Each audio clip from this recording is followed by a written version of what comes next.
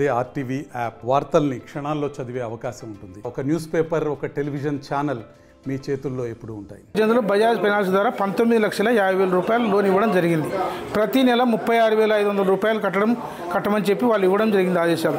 మేము కరోనా వచ్చేంత వరకు 12 లక్షల రూపాయలు కట్టినాం. కరోనా వచ్చిన తర్వాత మా పరిస్థితి ఇబ్బంది, మేము కట్టలేకపోయినప్పుడు కొంచెం మీరు 3 లక్షల చిల్లర కడితే మీకు మళ్ళీ కంటిన్యూ చేస్తామని చెప్పి 3 లక్షల చిల్లర అకౌంట్లో వేసుకున్నారు.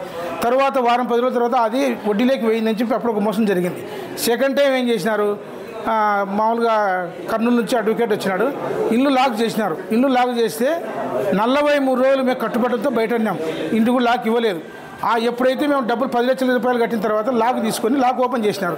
చేసిన తర్వాత మాకు మిగతా 3 నెలలు టైం ఇస్తే మొత్తం సెటిల్మెంట్ మాట్లాడింది 24 లక్షల రూపాయలకు మాట్లాడింది. రాఘవేంద్ర అనే అతను ఫైనాన్స్ మేనేజర్ మాట్లాడినాడు. 18 లక్షలు కట్టినాము, 14 లక్షల రూపాయలు మాకు 3 నెలలు టైం అంటే 3 నెలలు కరెక్ట్గా ఇచ్చినారు.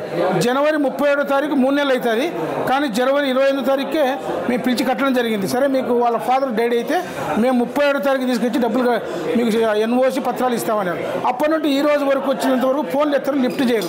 ఇప్పుడు మార్చ్ ఎండింగ్ కదా, నిన్న ఆఫీస్కి వచ్చినారు.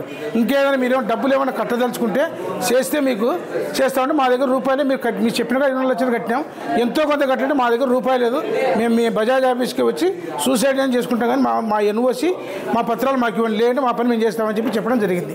లోన్ తీసుకుని మా భార్య పేరు మీదనే అర్జెంట్ కదా 10 గంటలకు రమ్మన్నారు. ఆఫీస్కి వచ్చినా కూడా వాళ్ళు ఏదో మాట్లాడుకుంటున్నారు, ఇంతవరకే మాకు సెటిల్మెంట్ చెప్పలేదు. మేమేమంటాం, మా పత్రాలు మాకు ఇవ్వండి, వేధింపులు అయిపోయినాయి, అన్నీ అయిపోయాక సెటిల్మెంట్కి వచ్చినాం. సెటిల్మెంట్కి వచ్చిన తర్వాత కట్టించుకోవడం జరిగింది. అయిన తర్వాత ఎన్ఓసి మాకు జనవరి 37వ తారీఖు ఇవ్వాల్సింటే ఈ రోజు రేపు ఫోన్లు ఎత్తలేదు. మా పెద్ద అబ్బాయి శ్రీకాంత్ వాడు తిరుపతి చదువుతాడు, అభ్యాస వచ్చి రిక్వెస్ట్ చేశాను, ఇబ్బంది పడినాడు.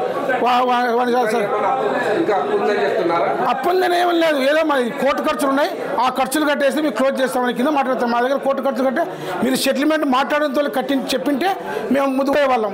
మీరు ఏదో కోర్టు ఖర్చులు కట్టమని మేము ఎట్లా చేస్తే మేము ఎట్లా కడతాం. మా దగ్గర ఉన్న పత్రాలు ఇస్తే తప్ప మేము ఇక్కడ మేము భార్య భర్త పిల్లలం వచ్చినాం, ఈయన్నే సూసైడ్ చేసుకుంటాం. ఇది చేసుకోవడానికి బజాజ్ ఆఫీస్కి వచ్చినాం. ఇంకోరికి కూడా తెలియాలన్నమాట బజాజ్లో పరిస్థితి ఎట్లా ఏం కథ అనేది ప్రజలకు తెలిస్తే బాగుంటుంది. మరిన్ని వీడియోస్ కోసం ఛానల్ ని సబ్స్క్రైబ్ చేయండి. లేటెస్ట్ అప్డేట్స్ కోసం వాట్సాప్ ఛానల్ ని ఫాలో అవ్వండి. ఆ లింక్ డిస్క్రిప్షన్ లో ఉంది.